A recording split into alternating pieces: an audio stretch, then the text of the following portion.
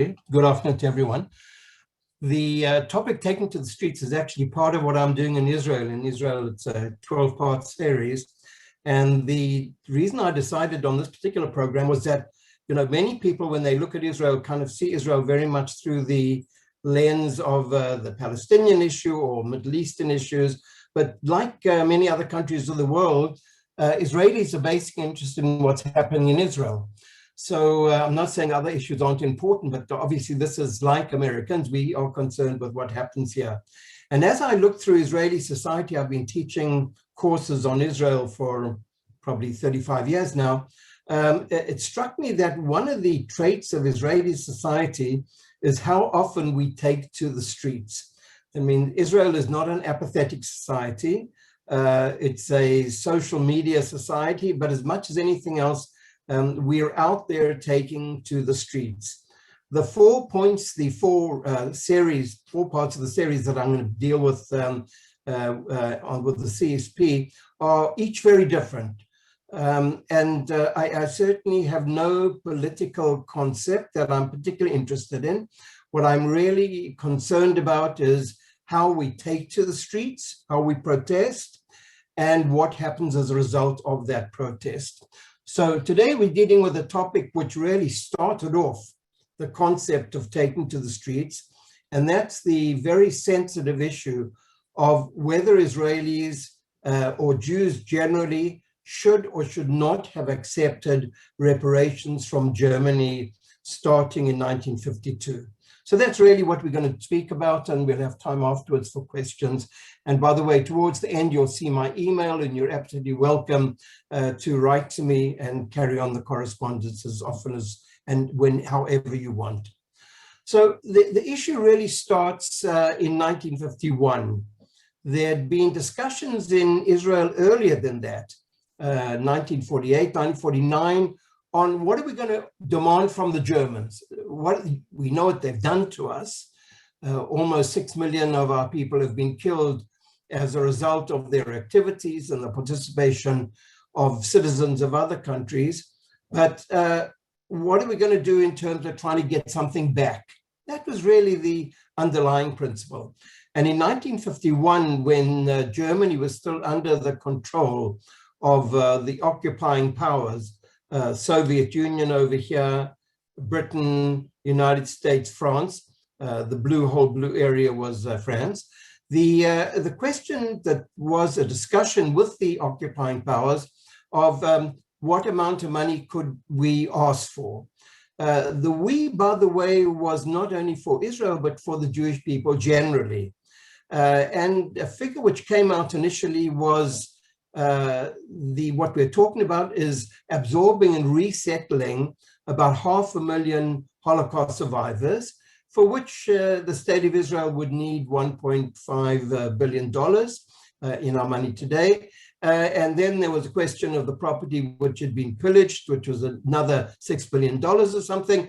And then there was obviously the question of what about the other people in the wider world. The figures are not quite clear at that time, but immediately a very tough discussion developed. And that was the question, does Israel have the right to speak for the Jews all around the world? We're talking here about 1951.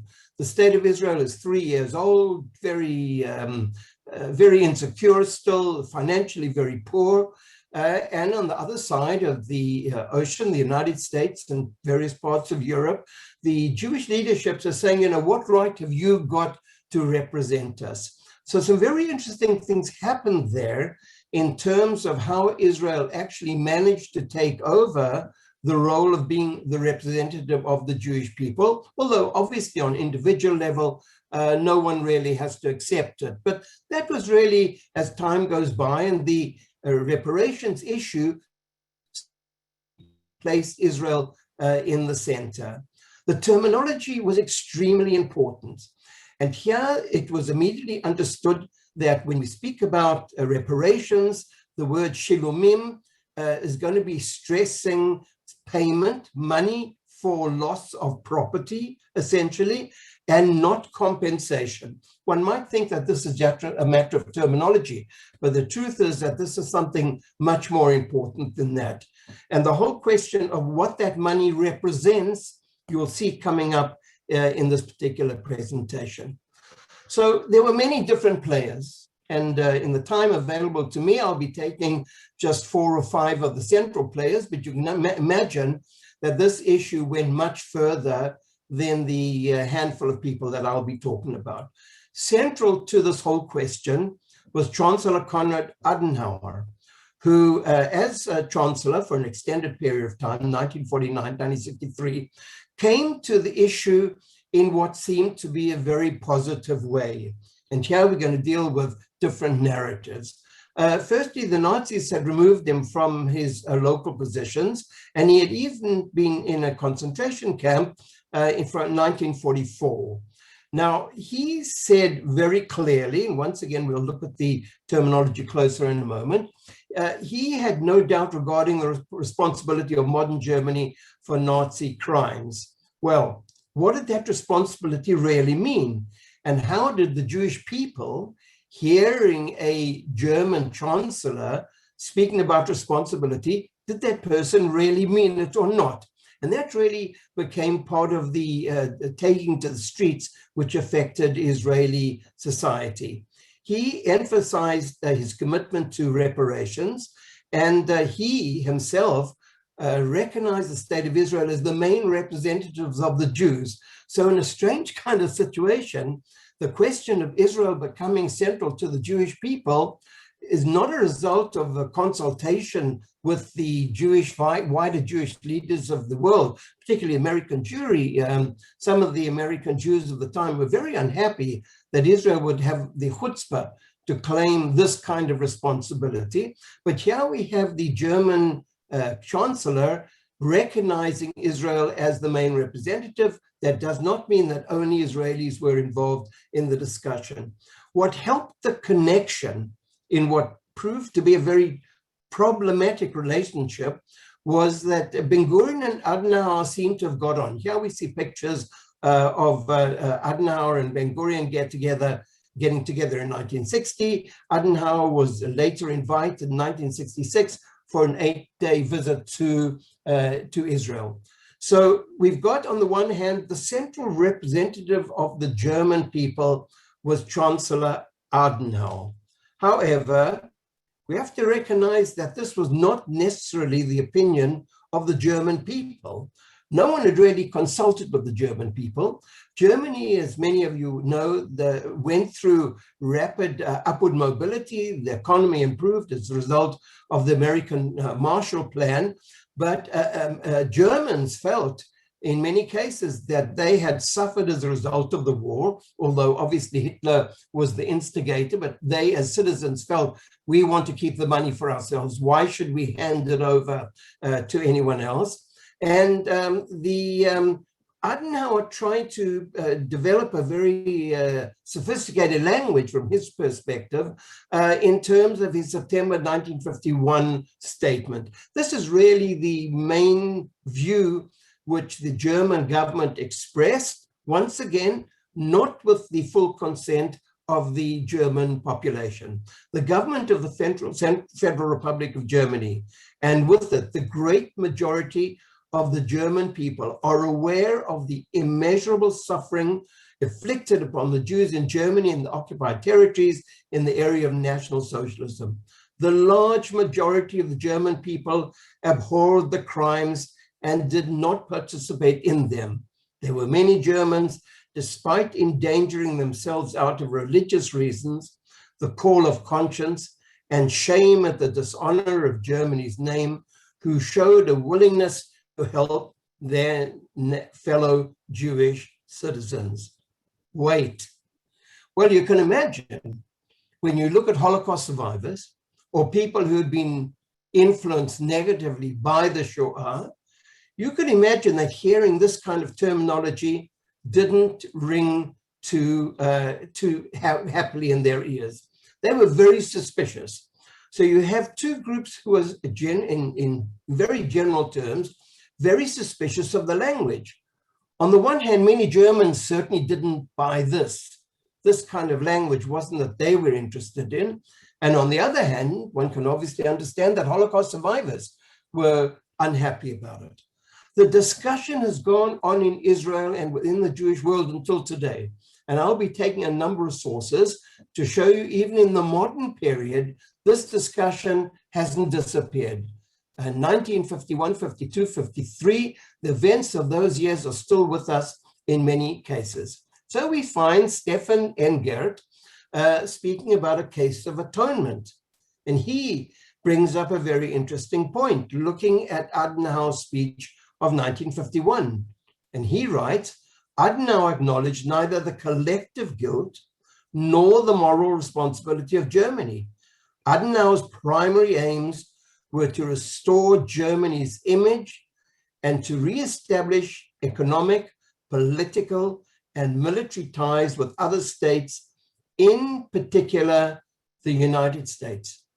Engert, in a very important article, says, don't give us the story of guilt. And he continues, the claim that the large majority of the German people abhorred the crimes and did not participate in them or showed a willingness to help their fellow Jewish citizens is simply false. I've been looking at this issue for a long time, and by and large, the majority of historians, while at this being pretty cynical in many cases in terms of Adenauer's real aims, do say that when push came to shove, he was important for moving this whole process of reparations forward. For what particular goals? That is part of the ongoing narrative. The Israeli public, hearing this, 1951, 1952, responded in a shock. What was happening? Some 6 or 7 years earlier, Germany had totally tried to destroy the Jewish people. Or if they had gone further, as we know from the Wannsee conference, it would have gone to many other parts of the world as well. This, for them, was blood money. We find, to quote, a considerable portion of the Israeli public were not prepared to accept the very concept of negotiations with Germany, nor the funds from the land of the murderers. Here we begin to see that there are two components that are going on here. One is negotiations, just talking to the Germans, and the other is accepting money, not money as a part of an economic deal, but from the land of the murderers. We have three groups who early on, the political groups, and there were other groups as well, who early on said, hold on, we want to look at this in a more sophisticated way. We have on the Zionist left, in those days, the Mapai party and the communists, who said initially no money nor negotiation with Germany. However, as time went on, by the way, they started to say, well, maybe we need some of the money, but we're really not too happy about negotiations. For them, by the way, there was another issue, not only the German issue, but the fact that this particular group of Israelis, Mapai and the communists, were hostile to the Western Bloc and were pro-Soviet Union. Germany and the Soviet Union were enemies, and therefore part of their opinion was not necessarily or not only about the reparations, but as much as anything else belonging to one bloc against the other. The religious and the ultra-Orthodox, although some of them opposed anything to do with the Germans, many of them at a certain time came over to the idea that let's accept reparations, but not negotiation. Well, if we want to be serious, if you want to get money from a government, you're going to have to sit down and discuss how you're going to get the money. So in some senses, the religious and ultra-Orthodox were playing a game that could not work. The Chirut, the right-wing Chirut party, later the Likud, totally opposed reparations and negotiations. And the battle, the taking to the streets, which came about in a very powerful way, as we'll see as we're going through the presentation, they said no reparations and no negotiations. For them, the issue was totally clear. This led initially in March 1951 large demonstrations in Tel Aviv between 30 to 50,000. Remember, the country is small, minimal number of people in the early period, a few million. And here they're having these demonstrations between 30 to 50,000 people, which was a massive number. In April 1951, we begin to see that the wider world is beginning to look at the whole issue in a different way. Therefore, Begin went to France and the US because he was worried that the Western world was softening its attitude to Germany. He really tried to get an economic and moral boycott of Germany, clearly pretty unsuccessfully. But even in 1951, we begin to see that taking to the streets has a violent component. Dov Shelansky, a member of the Herut party, carried a bomb and wanted to donate it in the foreign ministry. The foreign ministry at that time was under the Mapai, the Ben Gurion party, under Sharet, the foreign minister Sharet, and he had hoped to that explode the bomb in the Israeli foreign ministry. By the way, we see here two pictures, and this is the area of the battle. This is the area of the first Knesset. For some of you know, this is King George Street. This is an area, a building now being renovated. This was the first Knesset. And here's the entrance to the first Knesset. So what we're going to talk about now are the events, which if they were in Tel Aviv, obviously that's another picture, but this is the area that we're talking about, downtown Jerusalem, where the action really took place. On January the 7th, 1952, there was a mass demonstration. The Menachem Begin, or some months earlier, was already becoming very active. As leader of the Herut party, he had actually looked as if he was almost going to leave politics, but as a result of the German reparations, he came back into the issue. He found he is a brilliant speaker, very, very charismatic. And he had initially, even before the demonstration in Jerusalem, had a large demonstration in Tel Aviv, using some of the language which we're going to see here. By the way, we all know language is very important. Language by leaders have an unbelievable effect. Words are just not words. And so everything that we're going to talk about here, we have to look at the words very, very clearly, putting into our minds all the time that we're talking about a country which is about 3.5 years old, coming out of a period of tremendous internal conflict between the 4 underground Jewish militias, even before the creation of the State of Israel. Herut, the Herut party, regarded this as a desecration of the memory of Holocaust victims, tarnishing Israeli national honor, negotiating with Satan. Begin made 2 speeches that day. One was in Zion Square, just outside the little down the road from the buildings you've just seen, 5-minute walk. What he says is the following: from the reports we have just received, Mr. Ben Gurion has deployed police officers carrying grenades and tear gas made in Germany, the same gases that killed our ancestors. He then called for mass action. This was, by the way, the same Ben Gurion who a few days earlier in Tel Aviv had told people that they shouldn't pay their taxes. But this particular comment, which we see here, once again, remembering the time context, police officers, by the way, we do know that some of the police officers in 1952 were themselves Holocaust survivors. So here he is making a public speech saying that these police officers are carrying the same gas which killed our ancestors. There were about 15,000 people there at that time. It was very, very violent. Unfortunately, we don't have adequate visual material, but there were sticks and stones, tear gas. Stones were thrown from rooftops as the crowd got closer to the Knesset building, which we saw a minute ago. Stones were thrown there. some members of the Knesset were injured and were bleeding, in one person in particular, and 100 police approximately were injured. This resulted in about 400 people being arrested, including senior members of the Herut political party.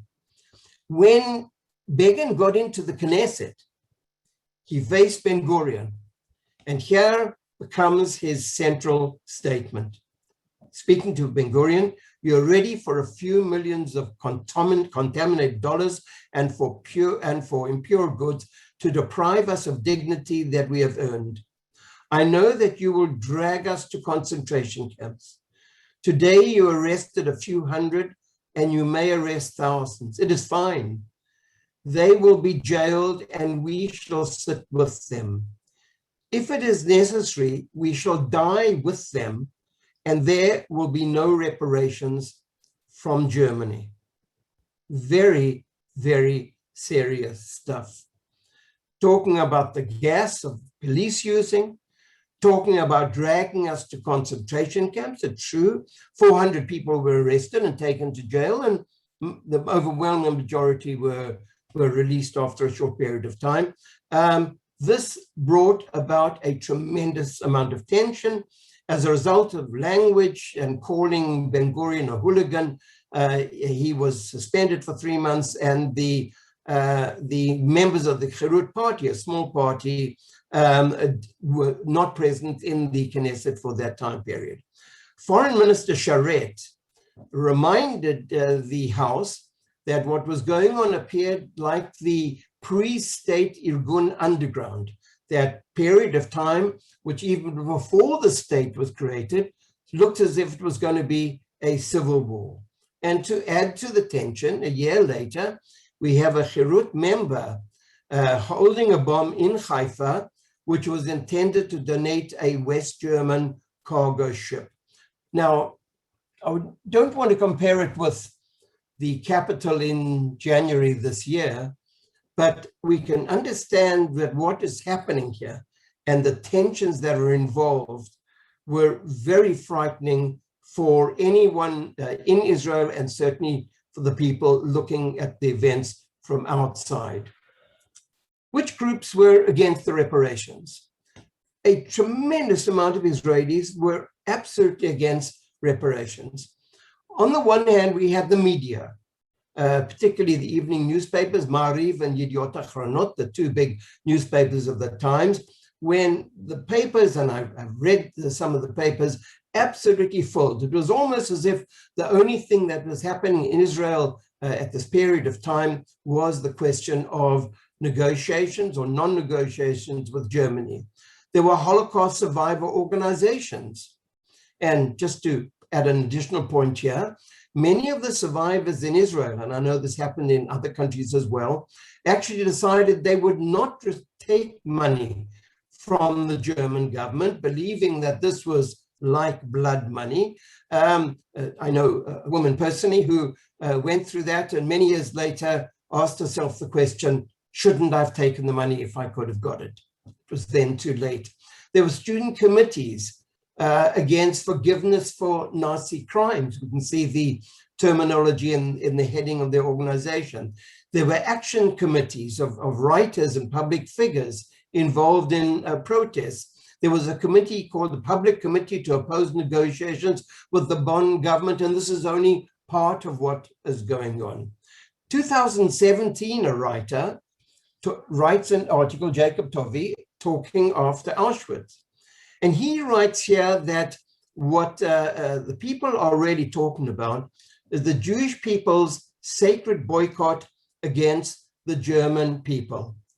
The sacred boycott. It therefore took on issues not of pragmatics, which we'll mention when we look at Ben Gurion, but rather something much greater, the sacred nature of the boycott. And I take no stand on this, but we can certainly understand the Holocaust survivors feeling that anything to do with Germany was unacceptable.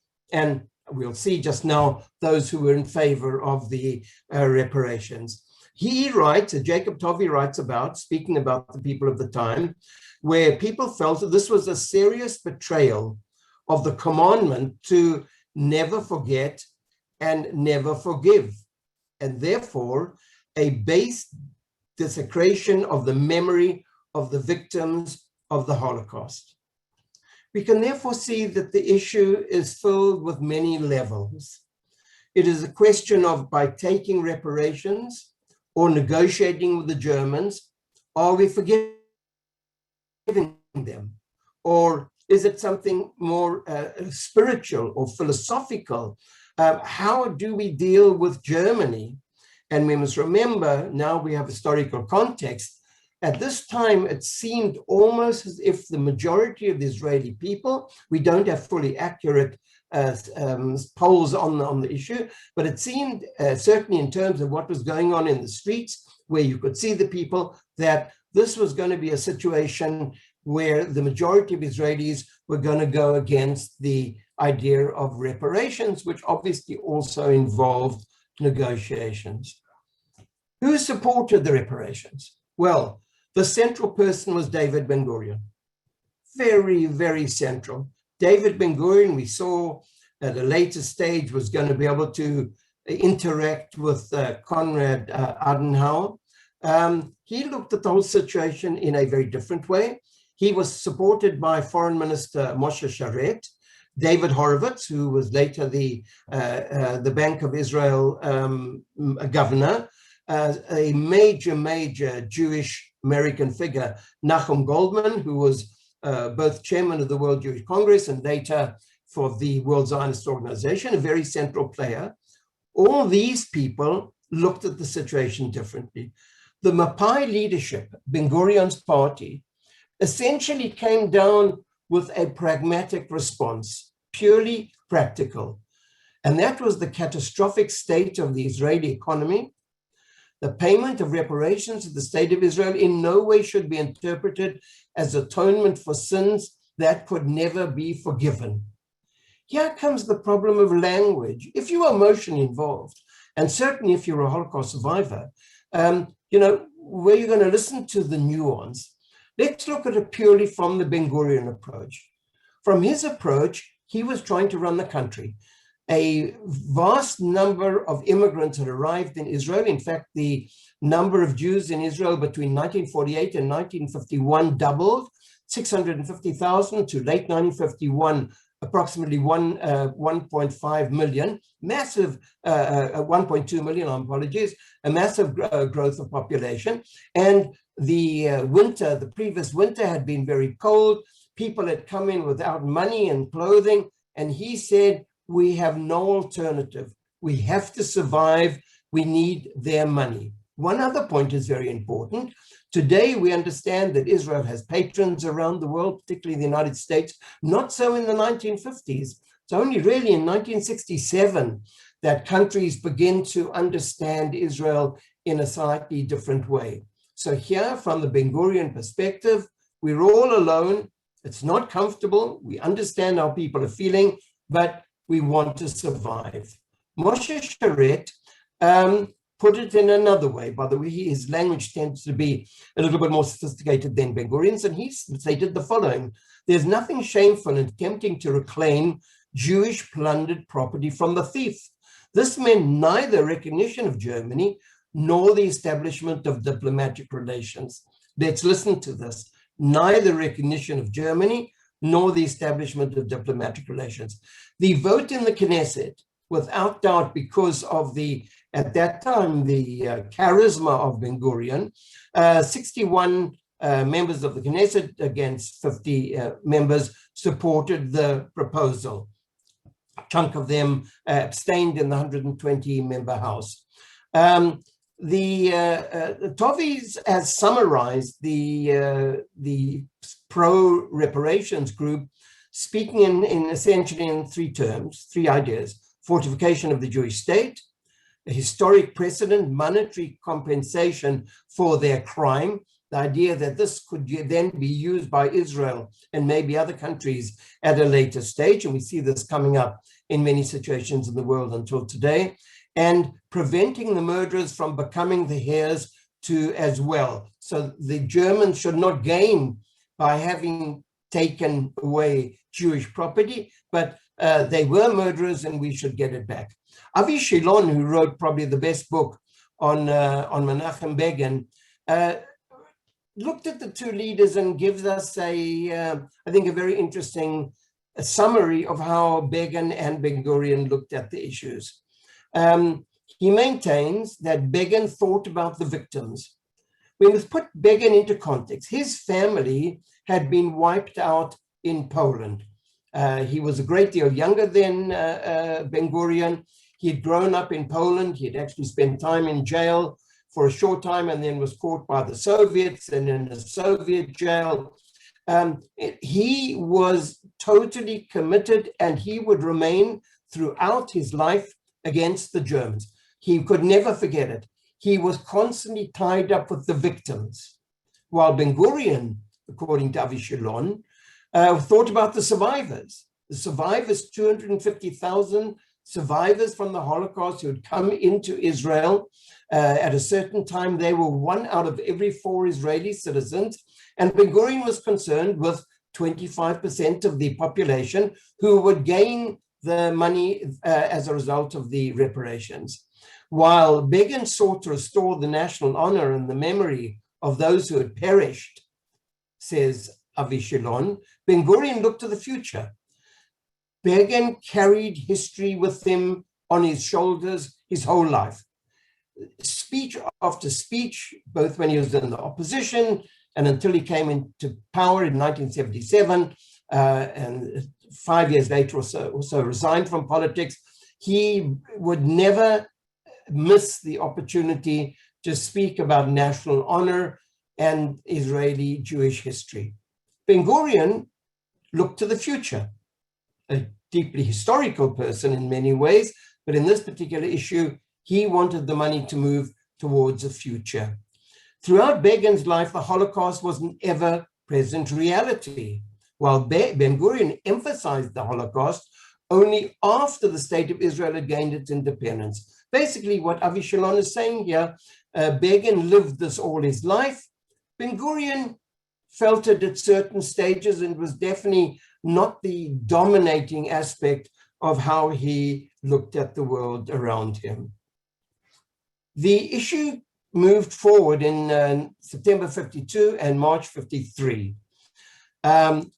We can look at the delicacy of what's going on. In September 1952, there was the initial signing by Sharet, Goldman, and Konrad Adenauer. By the way, an interesting combination, an Israeli representative, a representative of the Jewish Agency, and in that sense, a representative of the Jewish world, and the Chancellor Adenauer. By the way, almost we find in the early period, almost no other central political leader, except for a handful, are really taking a role in this particular situation. In March 1953, the agreement was ratified in Luxembourg, looking for a neutral area, but involved neither handshakes nor speeches. Now, we all understand what politics is about. We all know, we look at the body language of two leaders meeting each other, where they sit, how they look at each other, how they smile, all those very kind of significant components. Here we have a situation where a major agreement is signed, no handshakes and no speeches. And there, I won't go into the details, are the main components of what the agreement consisted of. Here we see, by the way, a picture of the sitting down with the various people. By the way, just to move to another picture, which is in my mind right now, it somewhat reminds me of Yitzhak Rabin and Yasser Arafat on the White House lawns. And, you know, we have that picture in our minds of Yitzhak Rabin not really able to move his hand to shake Arafat's hand. In the final analysis, he did. The situations are very different, but once again, we see the problematics of leaders facing people who, and shaking hands with people who they clearly are not very happy about doing it. This is really to move forward. Later events. Was the situation solved in 1952 or 53? Money was coming in, the agreement was signed. By the way, we know that not only did the Germans carry out the agreement, but they constantly looked again at the clauses of their agreement and put in new components.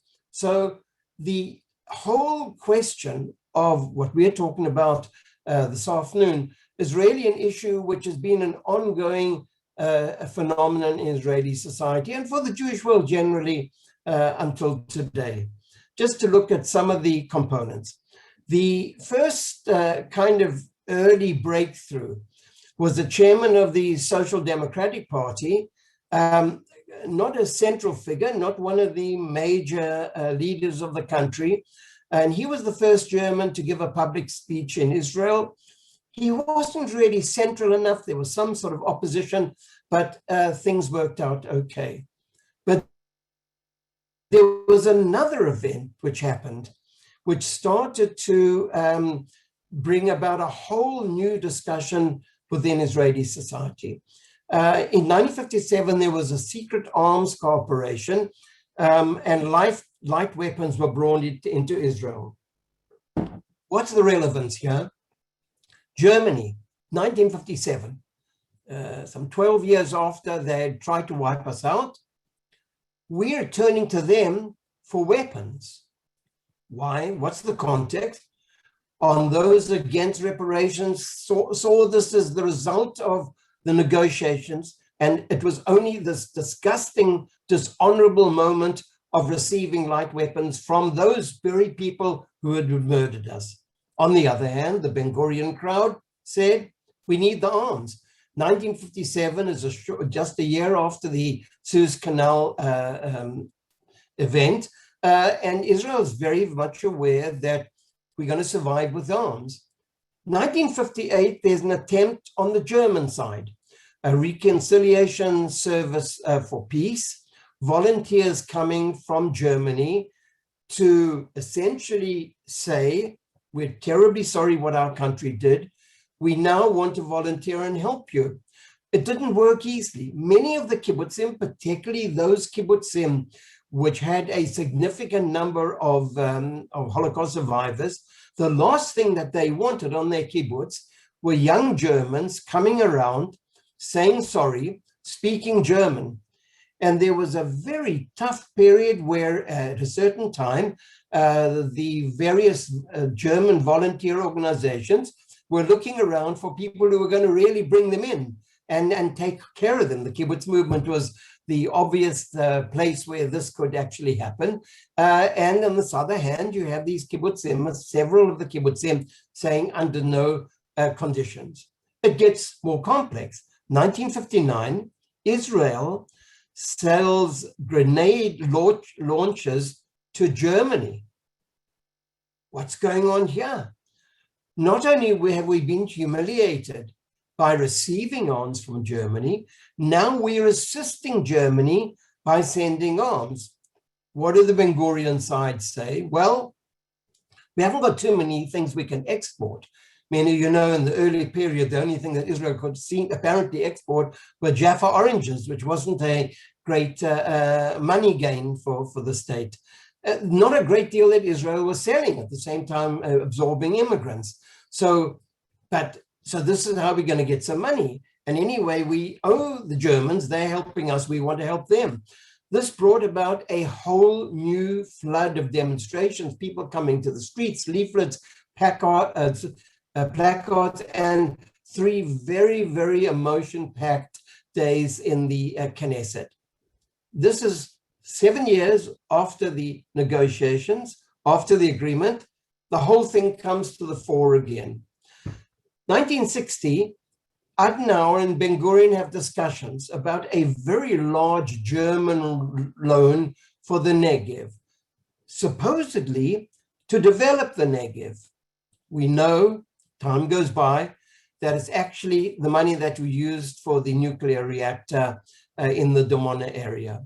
So here we once again see this whole situation, and by the way, that's another lecture, another discussion totally about who knew what about the nuclear reactor, but the idea that what actually happened, what has given Israel, particularly in the early stages, not only the money from Germany, but certainly that was very important.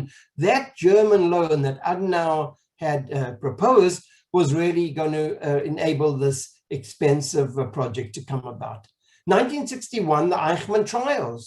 Once again, everything comes to the fore. Who's guilty? Very important stage in Israeli society, because only from that moment on could one really sort of openly deal with the Eichmann trial. And from then on, the Israeli school system starts to deal with the Holocaust, which had not really been on the curriculum before that time. 1962, the military relationship goes even further. Israel receives heavy artillery, planes, boats, and submarines. 1963, the Germans start study trips to Israel, and among them was the visit of a former Minister of Defense, who himself had been involved in enabling German scientists to go to Egypt, Israel's great enemy. This blew up. 1964, another kind of relationship developed. This is the Minerva Agreement, which still exists, whereby the Weizmann Institute, and the Weizmann Institute, approximately a quarter of all the publications of the Weizmann Institute, a very respectable academic institution, have German co-authors. Jews and Israelis at the Weizmann Institute, as in many other universities, are cooperating 100%, and the Minerva Agreement is an important ability to do it. 1965, the dramatic change, diplomatic relations. This brings once again Menachem Begin, disagreeing with David Ben Gurion to his almost dying day, brings out 12,000 people. And he says, in the name of the majority of the Jewish people, you are not welcome here, he says to the ambassador. Yet, until 1967, as I mentioned earlier, Germany was the only Western country giving economic and military aid to Israel. So who are you going to get it from? I think we have to see the back and forward that's going on, the multi-level voices which we are beginning to hear. 1966, Adenauer, 2 years after his retirement, makes a comment which really hurts the inner soul of many Israelis. He says, the power of the Jews even today, especially in America, should not be underestimated. Did that mean, as many people asked, that he really wasn't concerned about Israel, and he wasn't concerned about what Germany had done, but he was only basically concerned about pushing Germany on the world floor, making it a regular party. They're gained by the Marshall Plan, and here was their opportunity to really get ahead. He was welcomed, at least in Israel, by an 8-day visit, including the Weizmann Institute, which gave him an honorary doctorate, 1968 direct flights, and to my very final comment, by the year 2020, the total aid from Germany is in the region of something like $80 billion. Now, $18 billion is a fortune of money for any country, and certainly for a small country like Israel. And we have to remember that this money has really assisted the development of Israeli society from 1952 until today, in addition to which over $500 million have been given to approximately 240,000 survivors around the world. I end with a question, and as I say, I've been dealing with this issue for a long time. Two sides of the coin, two arguments, two valid ways of looking at the world. But in this particular situation, we're talking not about a logical discussion, rather about something very, very emotive, which brought thousands of Israelis onto the streets. At a certain moment, there's events in the Knesset, the stones, the speeches seemed as, wow, are we just really getting into a civil war after having gone through a similar situation in the pre-state period? Fortunately, these issues that we're talking about here, the German reparations issue, is an issue which is now not of major discussion, but as you'll see in the coming weeks, we had a lot of other good reasons to get onto the streets and object to what was going on. We can now open things to discussion for final discussion. Thank you. What a great presentation, giving us historical perspective. I always thought it was funny, and maybe many people in the audience thought it was unusual, when my first trip to Israel, that there were so many Mercedes trucks and cabs, but in America, like no one in a community was allowed to buy a German product. So that was always strange to me. The other thing is that I've heard stories from people who work in the Polish government and in contemporary setting, how they have arrived in Israel with German officials. They had arrived in Israel with German officials, and the Germans were hugged and welcomed, but the Polish people were spat on. And so things have changed a lot I would say, in contemporary perspective on Germany because of what Germany has done over the years. So here are a few questions that I have, and maybe people will ask as well.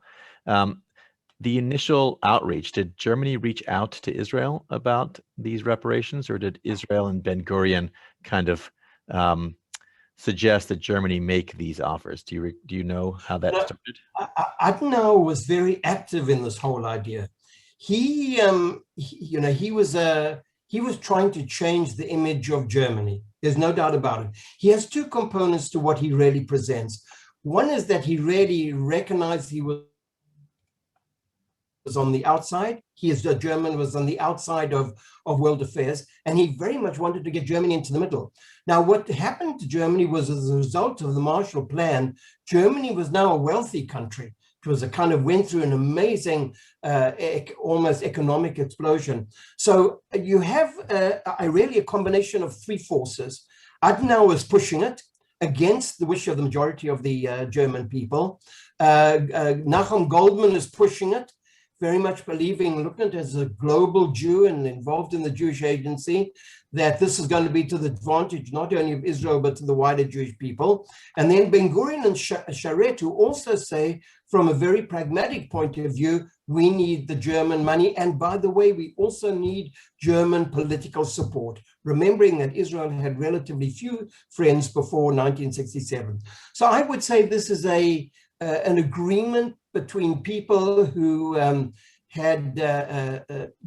were not comfortable. The fact that they didn't shake hands at the agreement when they signed the agreement in Luxembourg indicates that there's no real sense of being at ease. So I would say it really comes as a three-part agreement, which really explains it, of which Germany initiated, as much as anyone else. What's interesting to me is that this whole concept of victims past versus the survivors future is playing out in front of us this very moment in Israel. For example, when Netanyahu went to Lithuania or Poland, and he has relationships and creates economic relationships and realpolitik, he's not representing Jewish history. They're really representing what's best for Israel versus history. And so you can read tons of articles about Israel and Lithuania, and should he be supporting the Lithuanian government?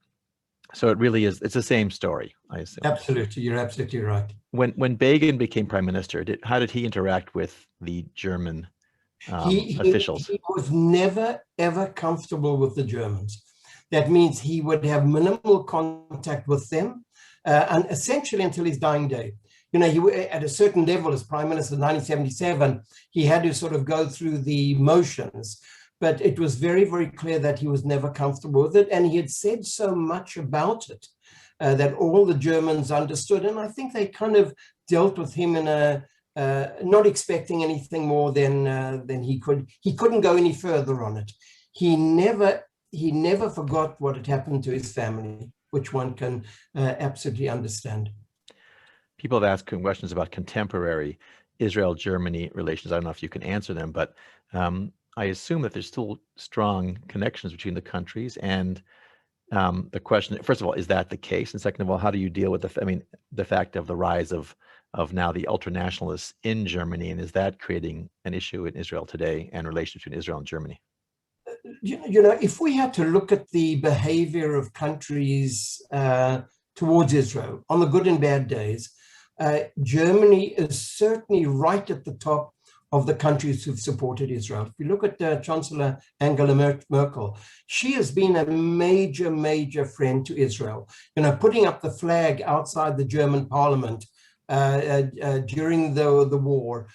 Some of the big companies even putting up the flag, one of the big digital companies putting out the Israeli flag. So on the official level, I think that even those people who belong to the Begin point of view of accepting reparations understand that in the long run, German assistance has been very, very profound. In terms of the right wing, it's not only a problem of Germany.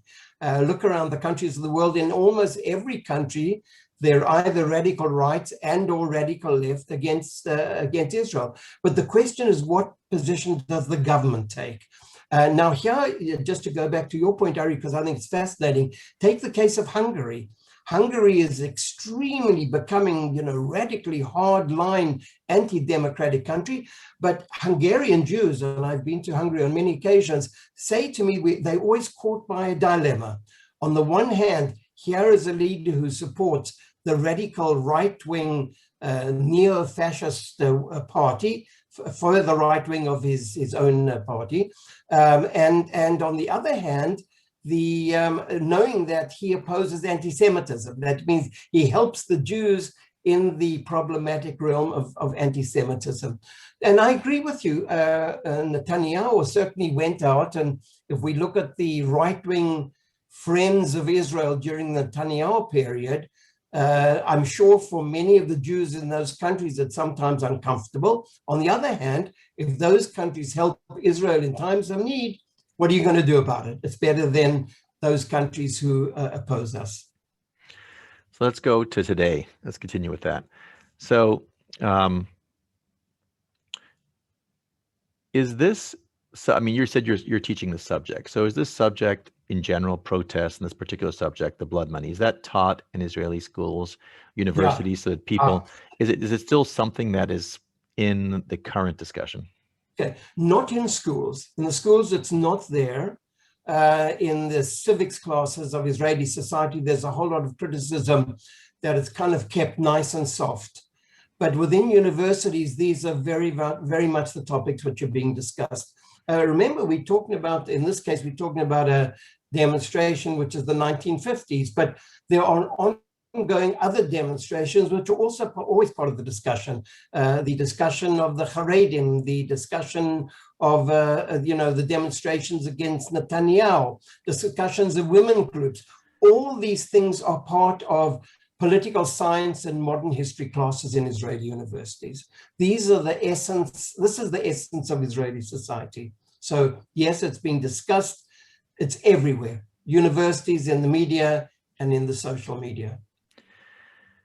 Are there public plaques in Israel that commemorate these types of historical events? So you go to a location where there was a mass demonstration, there's a plaque that says here was a demonstration because of this issue, or is it something that you wouldn't know unless you knew? Good point. The thing about it, no, not a lot of, I can't think of plaques. The demonstrations didn't keep that kind of, no statement came up on that. Israeli plaques, by the way, are 90% of them soldiers who've been killed or a terror act or something like that.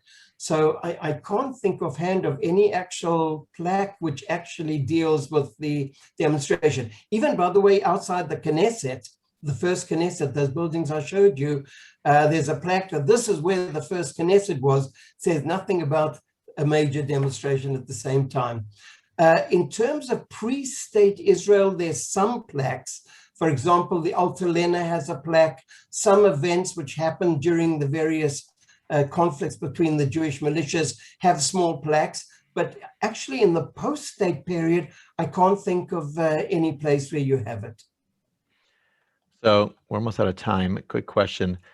Can you give us a preview as to what we'll talk about next week with Black Lives Matter and the Black Panther movement? Yeah. So Black Lives Matter are basically a study of two groups. One of the Black Panthers in the 1970s, who took the name the Black Panthers from the American Black Panther movement. By the way, there was a question of what terminology they should really use.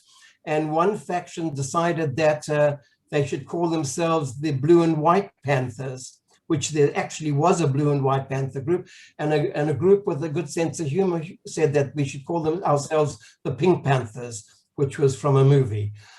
So that's the Black Panthers are really a group of people essentially of North African origin, mainly Moroccans and Tunisians, but essentially Moroccans, who lived in a poor area very close to the border with Jordan. And they were very frustrated, feeling that the Ashkenazi elite had ignored them and insulted them, and we'll speak about that. The other Black Lives Matter comes up on posters which appeared 2 years ago in Israel, held by Ethiopians, Beta Israel, who said in relation to particularly police violence towards them, that their reality is very similar to the Black Lives Movement of the United States. So in both cases, the terminology is a reflection of what they felt that was happening to them, which was similar to the American case. So that's really the Black Lives Matter two-part component. Thank you. Stephanie asks, and another person asked, if you could define what a moral boycott is, and whether that ever took off anywhere in the world or in Israel. A moral boycott is a kind of a don't talk to the people, don't be nice to them, don't get involved in a discussion. It's looking at it from a moral perspective, it's almost a philosophical approach, which is certainly not going to be connected to anything too practical. And really, it's that kind of statement. We have to make a moral statement against a certain country. Often it's writing, by the way. You see it in articles in newspapers and things like that. Or sometimes boycotting a country. For some people, not going to Poland. I remember people in the 1990s refused to go to Poland, saying, how can we give the Polish government our money?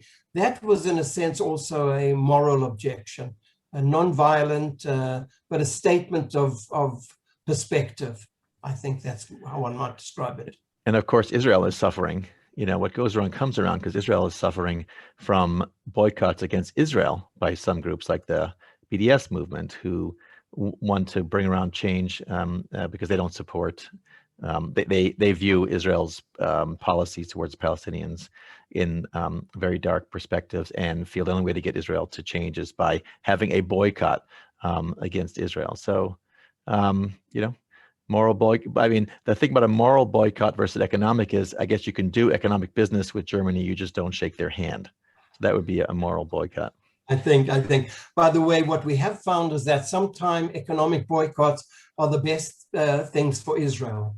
Because as soon as you have a boycott, Israel in the early years, as a result of boycotts, we were boycotted both by the Arab League and by the Soviet Union. In the early years, Israel was faced by total boycotts. If you ask where the startup nation starts, it really actually starts as a result of the boycott, which forced Israeli society to be so unbelievably creative, not having too many friends in the world. The country had to develop by itself. And so sometimes with boycotts, there's the, very much the theory of unintended consequences, which come to the fore. And sometimes I think that is the actual result of some of the boycotts. So last question on the subject of Germany and Israel. From your perspective, looking back in history, would you say that Israel's acceptance of money and then support over the years may have saved Israel? Did Germany really save Israel, or is that too far to go? Look, whether it saved Israel, in the total picture, I'm not quite sure, but we can certainly say in the early years of the 1950s, without German assistance in one form or the other. By the way, initially, a lot of the assistance was through goods, and at other times it came through money. Let's say it certainly enabled Israel to move forward much quicker than otherwise would have happened. That means we would have been a poor country for an extended period of time, and that changed. We moved into a middle-class situation as a result of German assistance, and from 1967, assistance from many other sources as well. So once again, I think one has to phrase it in a slightly more sophisticated kind of way. And we didn't even get into, I think Leonie brought it up, of Holocaust survivors themselves who, because of this, got money and were able to survive or create a life for themselves and for their children, like Leonie. So complicated issue. And I'll try to get those articles to share with everybody so you can read them if you're interested. Thank you for another great Paul Liptz presentation. Thank you very much. You take issues, you make them accessible and very interesting. So looking forward to meeting you next week. Yeah, so Paul will be back next week. We're heading to, please join us as we go on an adventure to Yerucham, first of our three-part adventure. We're going to meet with members of the B'nai Israel, right?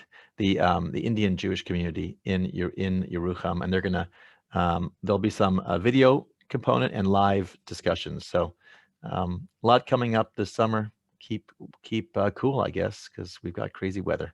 Keep cool, keep safe, and have a great 4th of July. See you guys soon. Take care.